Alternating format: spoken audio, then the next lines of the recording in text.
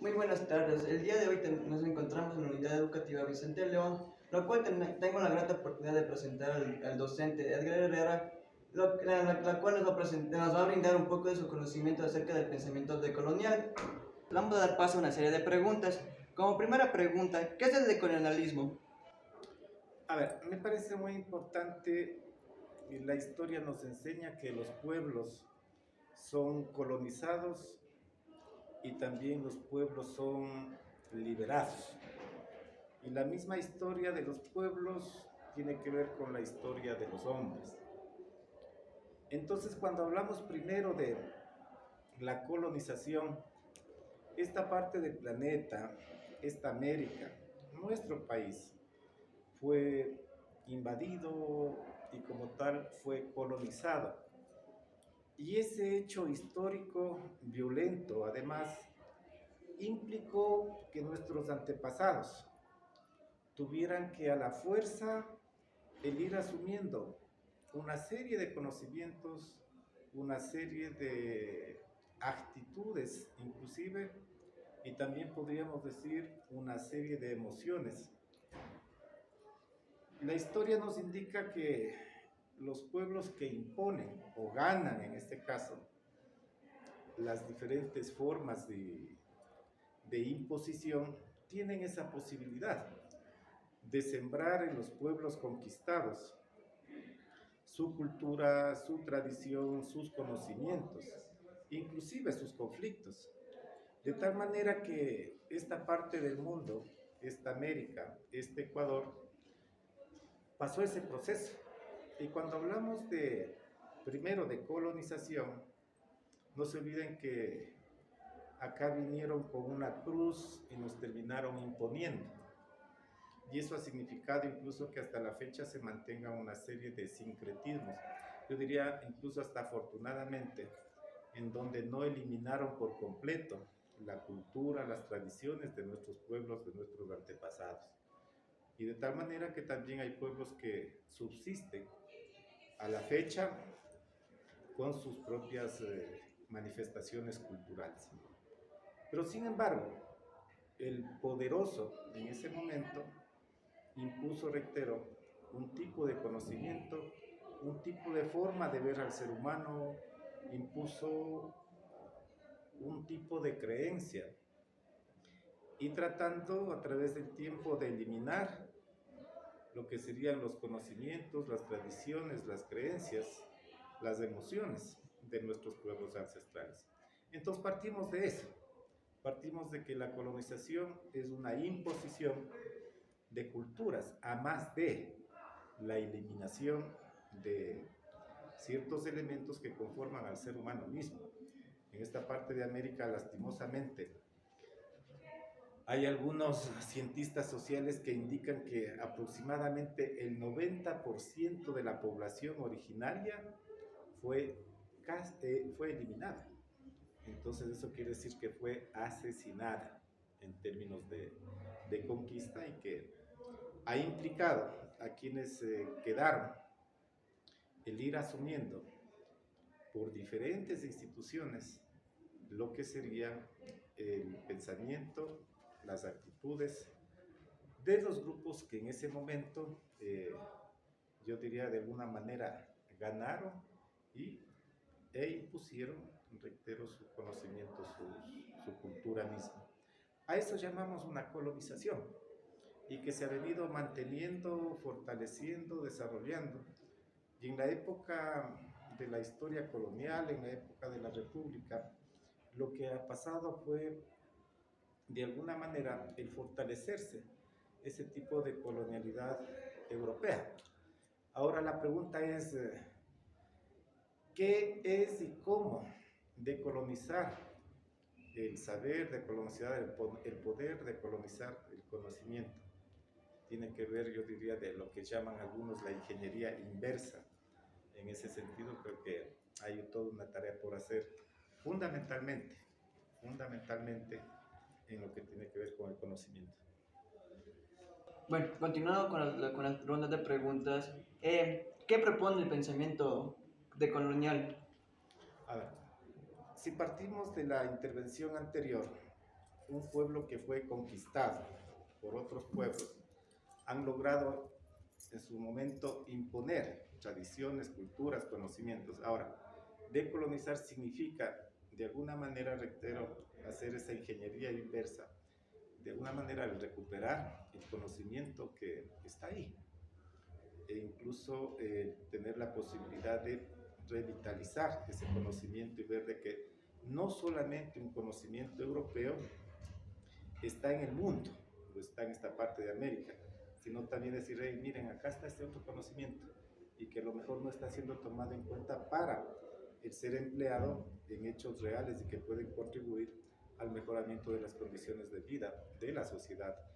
Entonces, decolonizar, en este caso el conocimiento tiene que ver que el asumir de que existen diferentes conocimientos y acá en esta parte de América existe conocimiento y que hace falta sacarlo a flote. En ese momento implica el no pensar o no tener un pensamiento único o una fuente única de conocimiento, sino que reconocer que existen diferentes manifestaciones de conocimiento y que también deben, y es necesario en este caso, el ser utilizados, el sacarlos, el evidenciarlos, el de alguna manera el exponerlos y decir, hey, aquí está un conocimiento que no es todavía, lamentablemente, reconocido en los diferentes y amplios sectores de nuestra sociedad, y ahí yo creo que hay mucho por hacer en decir América, el Ecuador, aquí hay un conocimiento que pueda aportarle a la sociedad. Bueno, tomando sus palabras y ampliando su conocimiento, ¿nos podría decir dentro de su perspectiva, desde el enfoque de colonial, cómo podríamos construir al Ecuador su pensamiento o la idea del Ecuador? Primero me parece que es muy importante el tener presente que hay un hecho de nuestro país y de la sociedad en general que se lo conoce como interculturalidad, otro concepto es la multiculturalidad y otro concepto también es la interculturalidad. Y tiene que ver con el hecho de cómo el ser humano va reconociendo a la diversidad como una fuente de conocimiento. Darío no es lo mismo, no piensa igual, no siente igual que el señor Flores y seguramente con los jóvenes estudiantes que están en esta importante carrera y fantástica carrera. No todos piensan iguales, no todos sienten iguales, no todos creen iguales. Entonces un elemento fundamental es reconocerle al otro esa diversidad y que esa diversidad resulta que es una fuente, yo diría, inagotable del enriquecimiento al otro. Entonces, un primer elemento, el reconocer la diversidad, el reconocer esa diversidad como una fuente de riqueza cultural, de riqueza de conocimiento, y saber de que 1 más 1 es mucho más que 2. Yo digo ahí el tema de la inteligencia colectiva. Es muy absurdo en pleno siglo XXI el pensar que un solo sector dominante desde ya puede tener una sola visión de sociedad, una sola visión del ser humano, mientras los demás van siendo de alguna manera opacados. Es lo que ha venido pasando en la historia. Entonces, uno de los elementos fundamentales, reitero, reconocer al otro. Primero, como iguales como seres humanos. Segundo, como diversos. Y eso como una gran fuente de riqueza cultural, una gran fuente de riqueza de conocimiento. Y ahí está. Yo creo que eso es un paso importantísimo. Y el de aprender a vivir, más allá de aprendernos un concepto de la interculturalidad tiene que ver con el hecho de poder convivir y de la forma más armónica con la diferencia, con la diversidad y de gozar, yo diría, de ese aprendizaje permanente del otro. Entonces la interculturalidad no solamente tiene que ver que reconocer que el uno es montubio, que el otro es indígena, que el otro es campesino, que el otro es afroecuatoriano, que el otro es mestizo. No, tiene que ver con el hecho de que toda esa diversidad podamos convivir y aprender. Y a través de esa convivencia y de ese aprendizaje, aportar todos juntos a esta idea de una sociedad mucho más igualitaria, con mayores oportunidades, en función de la riqueza de esa diversidad. Ya. Apoyándose dentro de su visión, ¿nos podría decir cómo se puede aplicar el decolonialismo dentro del pueblo cotopacense? Mire, Cotopaxi, al igual que el país, es esa parte, yo digo, de la ciudad, del campo, el páramo, la montaña. Es este espacio geográfico en donde cada uno de sus cantones uno puede ver esa diversidad. En la parte caliente, como se dice, la Maná, Pangua, parte de Sichos, parte de Pujilí, ahí están nuestros pueblos montubios. En las partes altas andinas están nuestros pueblos, nuestras comunidades indígenas. En los campos, nuestro campesinado. Y ahora no solamente en el tema urbano, porque es otro mundo, en ese mismo marco de la diversidad, del mestizaje que está regado a lo ancho y a lo largo, yo diría, de lo urbano y lo rural. Esa caracterización, de alguna manera, muestra esa diferencia ahora. Decolonizar el poder, decolonizar el conocimiento, yo digo, no es un imposible, es una utopía en construcción, diría yo.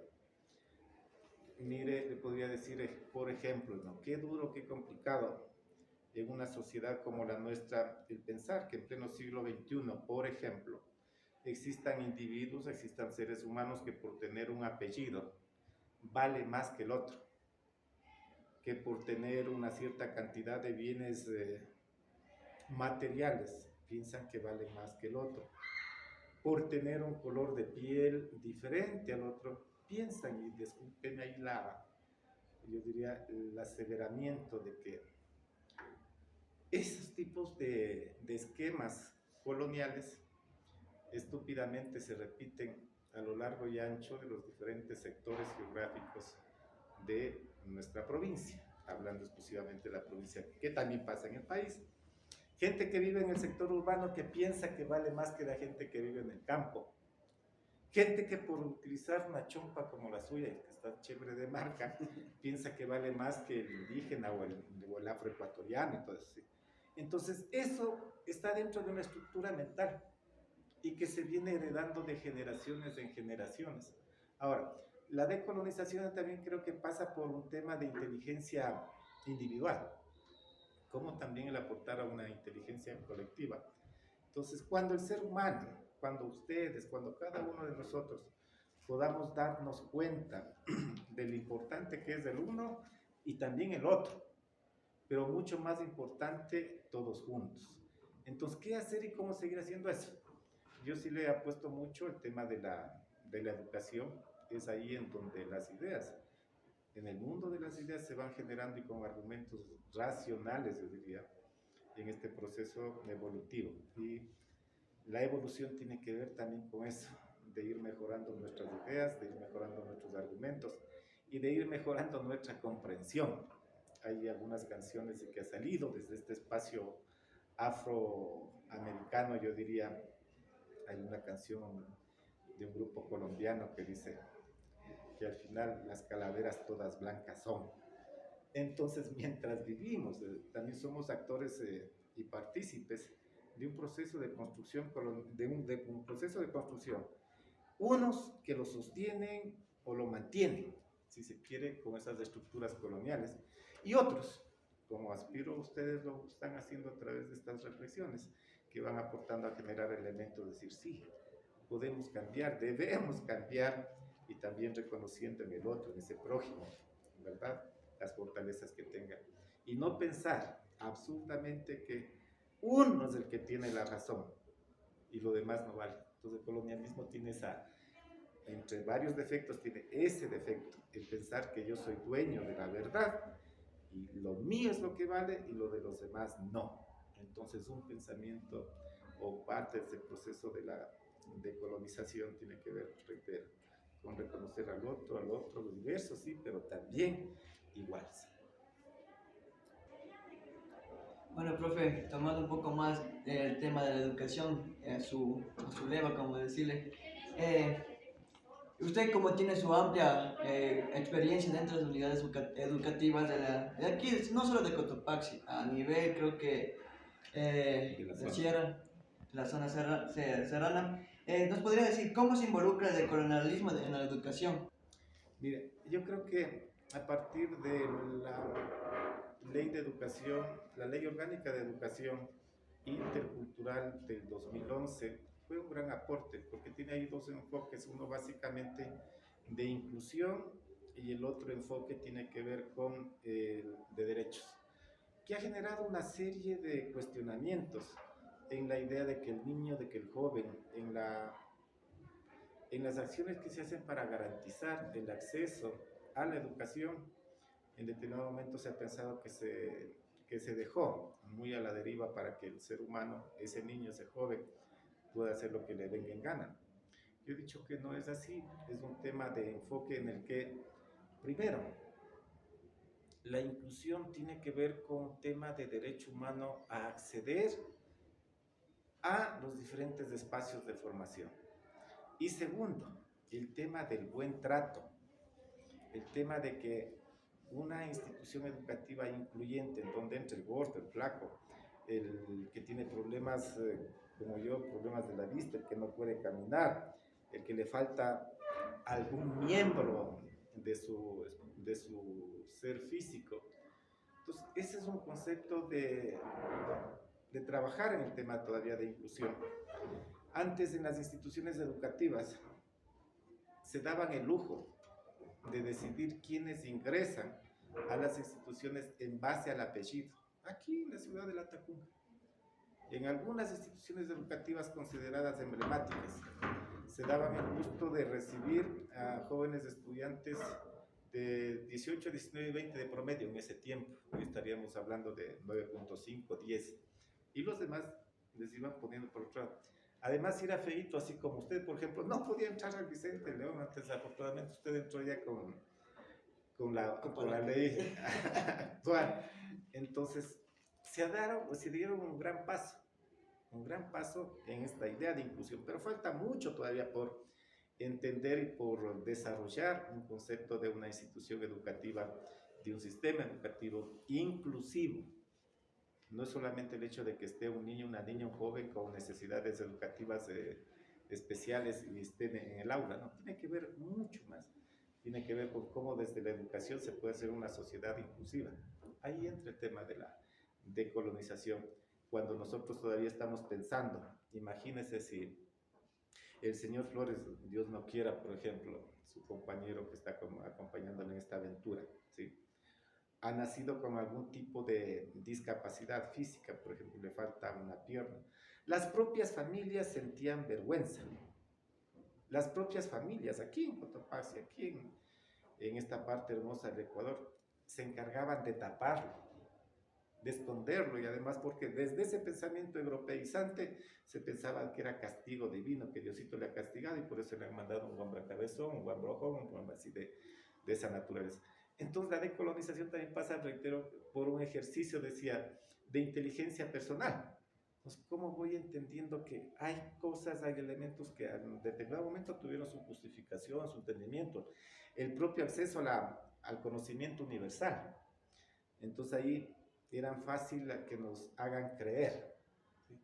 Entonces, yo diría, la necesidad de un pensamiento insurgente, porque no todo lo que nos dicen en cualquier institución educativa o cualquier docente es todo. Uno puede y debe acceder y seguir buscando nuevos conocimientos que van dando nuevas explicaciones a la realidad pasada, a la presente y con seguridad a la actual.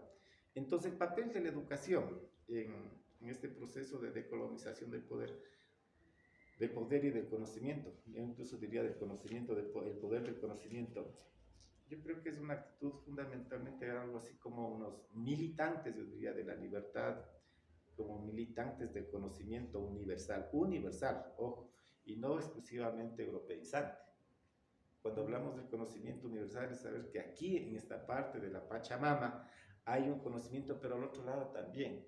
Y como no estamos dentro de ese conocimiento universal, hegemonizante, y que tiene el poder, y el poder planetario, y no solamente aquí en nuestro país, hay un poder del conocimiento planetario y que responde, uno puede responder o ver o visibilizarse a través de los grandes imperios, por ejemplo, o a través de las acciones de los diferentes medios de comunicación internacionales o a través de las grandes empresas de comunicación, ¿sí? Que no son más que mecanismos también para, de alguna manera, ir generando subjetividades. Dicho en otras palabras, los grandes medios de comunicación o las empresas de comunicación orientadas para, yo digo, lavar el cerebro, de alguna manera, ¿no sé? Ir creando subjetividades que dicen, ah, así ha sido. Y también tenemos ahí otro tipo de industrias, inclusive culturales, de audio y video, las famosas películas que no son más que medios para seguir en determinado momento hasta idiotizando a la sociedad. Y ahí están. Entonces, ¿cómo en un acto insurgente un individuo que llega a un cierto nivel de razonamiento puede decir, no, algo pasa? Entonces, cuando ya se comienza a reflexionar y comienza a cuestionarse con ese algo pasa, yo creo que es un paso muy importante en la decolonización del poder. Entonces, ¿qué hacer en educación? Mayor reflexión, mayor pensamiento crítico, mayor trabajo colaborativo, el incidir, el aportar, a sentirse orgulloso por las tradiciones que uno tiene, a compartir los conocimientos que uno tiene.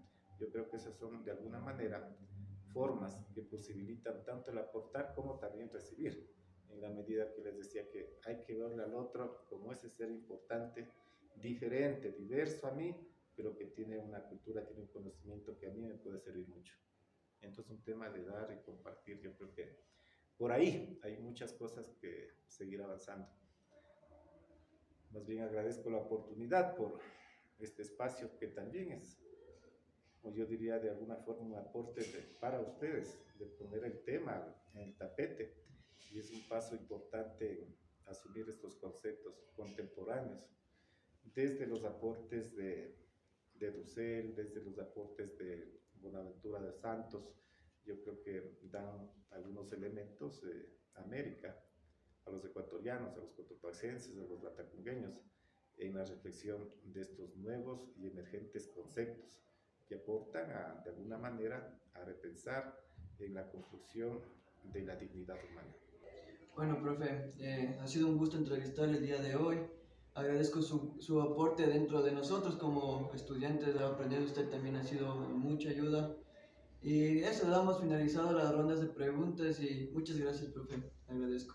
Reitero, un gusto verles y el camino que están dando en la formación personal de ustedes debe ser necesariamente ese aporte, yo digo, a aportar tanto a nivel individual como a la sociedad, un proyecto hacia visibilizar, un proyecto de que podamos ser diferentes, diversos, aprovechar esa diversidad y que a través de eso se vaya también construyendo el proyecto de vida individual y colectivo. Felicitaciones a ustedes jóvenes, me invitarán al grado si es que hay chance.